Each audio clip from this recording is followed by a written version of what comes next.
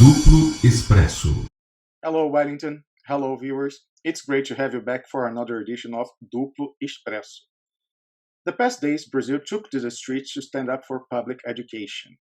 Last week, teachers, university professors, school and university staff, as well as students of all ages, took to the streets to demonstrate against government plans to cut the public education budget by a staggering 30%. Huge crowds gathered in the central parts of all Brazilian major cities and even smaller ones. In Brazil, most of the higher education, as well as ultimately all the technological research, is developed in public universities. There are private ones, of course, but not only do they charge incoming students relatively expensive tuition fees, but, what is even worse, provide in return learning of very poor quality. Throughout the 20th century, public universities in Brazil were instrumental for the country's development, providing skilled labor for both the private and the public sectors alike.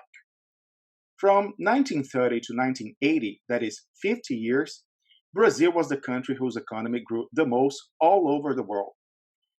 And this success story depended to a great extent to the quality of Brazil's public universities, providing not only skilled labor, but also development studies, planning, and technological research. The budgetary cuts proposed by the government would virtually cripple the public system. Budgetary cuts had already led to scholarships for graduate studies, for master, PhD, and postdoctoral degrees being suspended for almost one half of last year. Imagine if that budget, which was already far from sufficient, were further cut by 30%, as the government planned to do. Well, faced with that prospect, the people said no, and a huge crowd took to the streets on May 15th to say enough was enough. The demonstrations were a huge success, and even the conservative, right-wing mainstream media showed support for it, which was kind of unexpected. But it proved what some had been speculating. Almighty media monopoly Globo TV has indeed withdrawn its support from far-right President Jair Bolsonaro. A great Brazilian politician, already deceased, a patriot from the ranks of the traditional patriotic left called Leonel Brizola, the only individual in Brazilian history to ever be elected and become governor of two different Brazilian states, Rio Grande do Sul in the 1960s and Rio de Janeiro in the 1980s and 1990s, once famously said about Globo TV, the media monopoly. In politics, if things are ever unclear at some point and you are unsure on how to proceed when faced with a great political dilemma, there is an easy way for you to get to the right answer. Keep an eye on Globo TV. Whichever side Globo TV is leaning towards, it is for sure the wrong one. So if Globo TV is favorable to something, you should be very much against it. If Globo TV is against some other thing, then you should enthusiastically support it. End of quote. We here on Duplo Expresso dub this Brizola's golden rule. Golden because it never, ever fails. So, although we, of course, support the movement that took to the streets to defend Brazil's public education system, we are very suspicious of Globo's unexpected support for it, and of the reasons that might be behind the support. Making the whole situation even more paradoxical, Globo TV has time and again stood for public universities' budget cuts, and even hinted more than a few times on privatizing them altogether. So did Globo TV suddenly have a change of heart? Well, not really.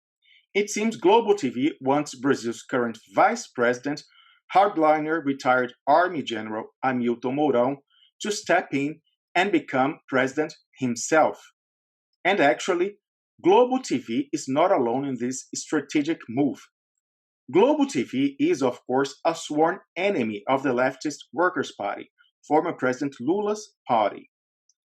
Surprisingly enough, however, Globo TV now finds itself on the question of supporting General Mourão's investiture as president in the company of many members of the opposition, including some from the Workers' Party itself.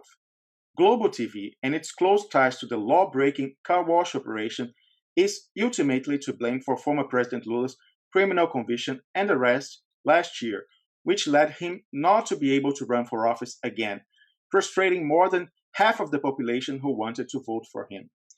And yet, Global TV and members of the Workers' Party are now on the same side, sharing the willingness to see General Mourão, the current vice president, as head of state and head of government.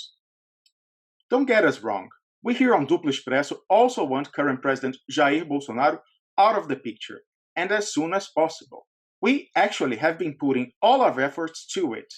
Bolsonaro is a terrible president, one that has been especially hard on the country's many poor and that has tarnished Brazilian sovereignty almost to the point of no return, humiliatingly becoming US President Donald Trump's South American poodle.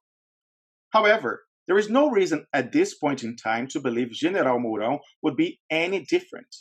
And again, faced with such a political dilemma, we go back to Brizola's golden rule. If Globo wants something, oppose it.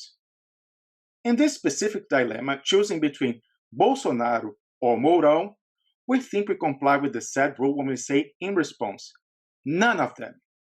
Bolsonaro must indeed leave office, and as soon as possible. But Bolsonaro ought to do it in the way he got in, that is, together with General Hamilton Mourão, his ideological soulmate, who now pretends to be a moderate statesman, to lure in the fool. And also the not-so-fool as well, like Globo TV and the people who betrayed Lula in his own party. By the way, former Governor Brizola has another famous quote. Politics loves treason, but politics loathes the traitors themselves. Wellington.